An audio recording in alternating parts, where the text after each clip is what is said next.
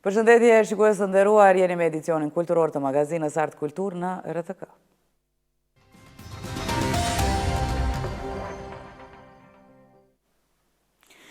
Festivali historik Akordet e Kosovës do të rikthehet sërish në ekranin e Radio-Televizionit të Kosovës pas nënshkrimit të marrëveshjes së re të bashkëpunimit mes RTK-s dhe Ministrisë së Kulturës dhe Turizmit.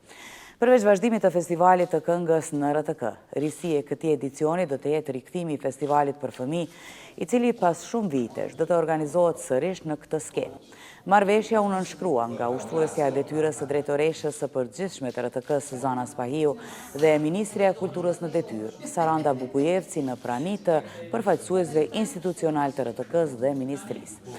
Qëllimi i këtij bashkëpunimi është forcimi i skenës muzikore në vend, mbështetja e artistëve të ri dhe promovimi i muzikës kosovare në arenën ndërkombëtare. Projekti lidhet edhe me synimin e Kosovës për pjesëmarrje në ngjarje të rëndësishme muzikore si Eurovision Song Contest dhe Junior Eurovision Song Contest. Akordet e Kosovës, të themeluara në vitin 1963, konsiderohen ndër festivalet më të rëndësishme të muzikës shqipe në Kosovë, duke shërbyer për dekada si platformë për kompozitorë dhe këngëtarë të shumtë. Pas ndërprerjes shumë vjeçare, RTK kishte rikthyer formatin përmes 3 edicioneve të Festivalit të Këngës, ndërsa marrëveshja e re synon ta konsolidojë këtë traditë kulturore dhe më tej. Datat e organizimit, formati dhe mënyra e aplikimit për festivalin pritet të bëhen publike në ditët në vim. Rikthimi i Akordeve të Kosovës shihet si një hap i rëndësishëm për ruajtjen e trashëgimisë muzikore dhe krijimin e hapësirave dhe talenteve të reja të vendit.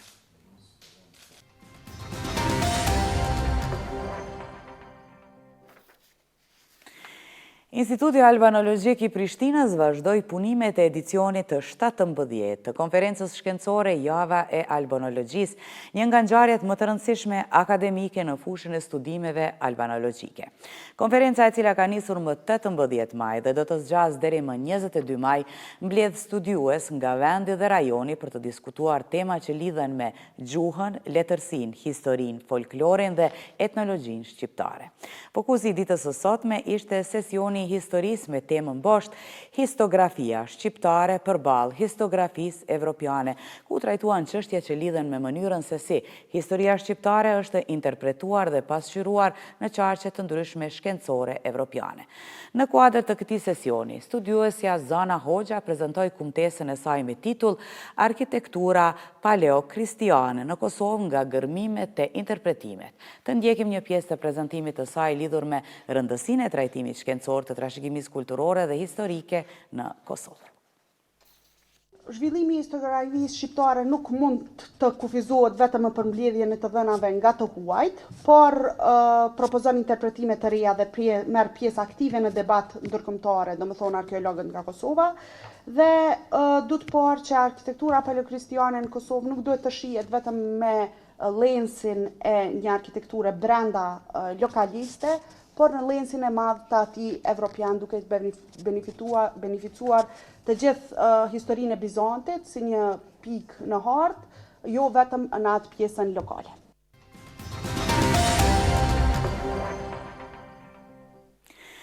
Pas koncertit të mbajtur sonte në Mitrovic, Filharmonia e Kosovës së bashku me korin dhe orkestrën e Fakultetit të Arteve të Universitetit të Prishtinës do të mbajnë koncertin skena Juvenis më 22 maj nga ora 19:30 në Pallatin e Rinisë dhe Sporteve.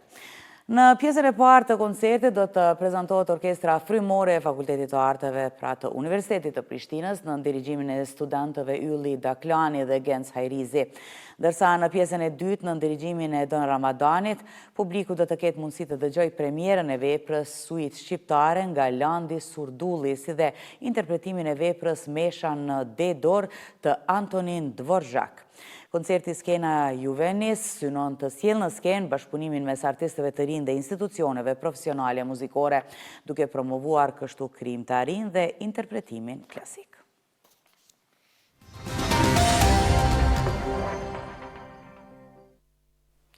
Regjisori i filmit fitues në Sundance 2026 Shame and Money, Visar Morina, ka nënshkruar marrëveshje me kompaninë amerikane të menaxhimit dhe përfaqësimit Cinetic Media.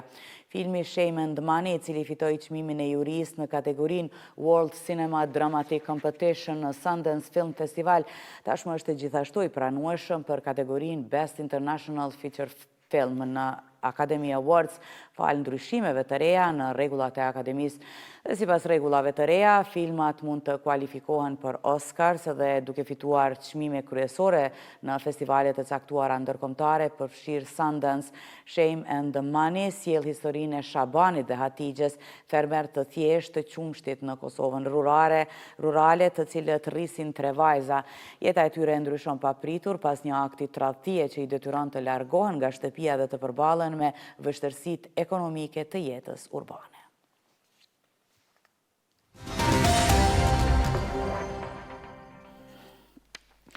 Mbrëmu dha premiera e shfaqjes Kontrabasi në Teatrin e Qytetit të Prishtinës Dodon. Shfaqja është e bazuar në veprën e shkrimtarit Patrik Syskin dhe vjen në regji dhe skenografi nga Ben Apolloni, ndërsa rolin e interpreton aktori Alban Goranci.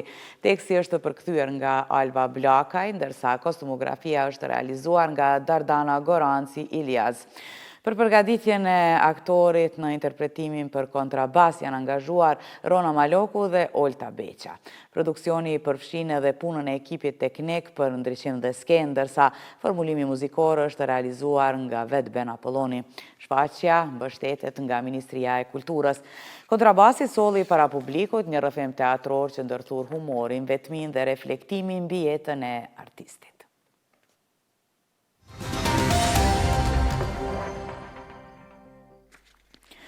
Gara artistike Prishtina Talent, një aktivitet nacional i dedikuar për nxënësit e shkollave publike dhe private të muzikës nga Kosova, do të mbahet me 30 dhe 31 maj në sallën Ulpiane në Swiss Diamond Hotel në Prishtinë, thuhet në postimin e Prishtina Talent.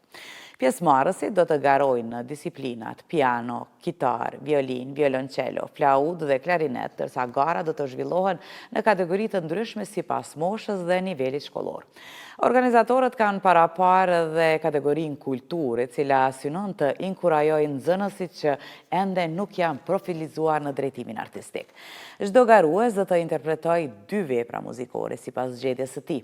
Në natën finale do të ndahen çmimet kryesore të garës, përfshirë Grand Prix Prishtina Talent, si dhe çmime të tjera në kategoritë përkatëse, thuhet me sjerash në postim.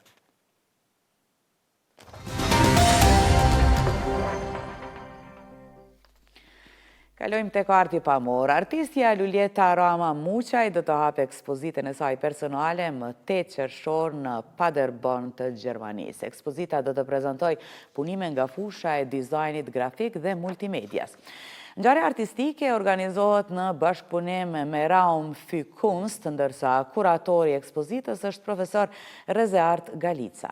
Ekspozita pritet të sjellë para publikut krijimtari që ndërthur elemente të dizajnit bashkëkohor dhe shprehjes artistike multimediale, duke promovuar punën e autorës në një hapësirë ndërkombëtare arti në Gjermani.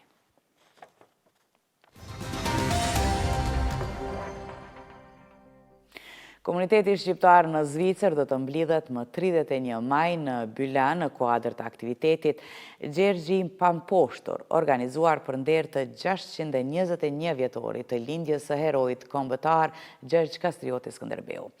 Për te garës së mundjes së duarve, organizimi synon të shërbejë si hapësirë takimi për ruajtjen e identitetit kulturor dhe forcimin e lidhjes mes shqiptarëve në diasporë. Aktiviteti do të përfshijë gara për femra dhe meshkuj, por edhe punëtori arti për fëmijë, duke kthyer ditën në një festë kulturore familjare. Organizatorët vlerësojnë se përmes aktiviteteve të tilla promovohet trashëgimia kombëtare dhe përcillen te brezat e rinj figurat historike që kanë shënuar identitetin shqiptar.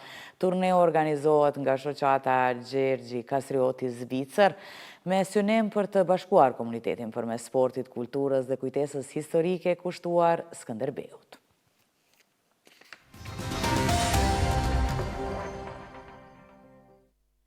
E frymzuar nga motivet e Shkodrës, bukuritë dhe arti i qytetit, artistja Eremir Jahja ka hapur ekspozitën personale Motiv i qytetit tim. arti si urme, zbrezave dhe kohëve, duke sjellë për publikun punime artistike të realizuara ndër vite.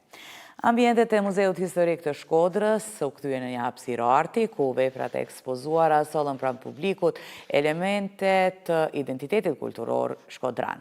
Në ekspozitë u prezantuan 20 tablo që pasqyrojnë Shkodrën në dimensione të ndryshme sociale dhe kulturore, duke sjellë një interpretim artistik të identitetit të qytetit. Ekspozita u mirëpret nga artdashës, qytetarë dhe të rinj, të cilët patën mundësinë të njihen më nga afër me universin artistik të piktorës Jahja. Ekspozita do të qëndrojë e hapur për vizitorët edhe në ditët në vijim, duke ofruar një pasqyrim artistik të vlerave të identitetit kulturor të Shkodrës.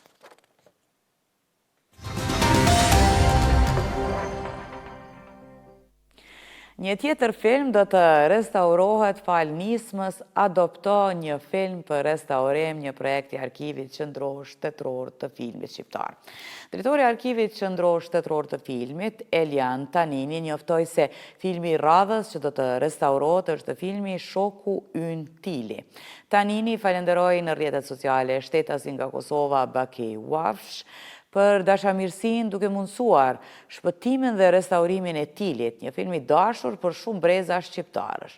Shoku ynë Tili është një film shqiptar i prodhuar në vitin 1981 me regjinë e Femi Hoshafit, skenarin nga Qazim Kashari, Naum Bitri dhe Halil Kamberi, si dhe me muzikën e Tasin Hoshafit. Në rolet kryesore interpretojnë Elida Janushi, Arben Latifi, Lutfi Hoxha, Zyliha Miloti, Vasilaj Vangjeli, Ndrek Shkjezi e të tjera. Dhe kështu për të mos humbur asgjë nga lajmet më të fundit, neve na ndiqni edhe na pëlqeni edhe në rrjetet sociale, aty ku informacioni vjen shpejt dhe sakt, mos harroni jemi gjithmonë live në rtklive.com.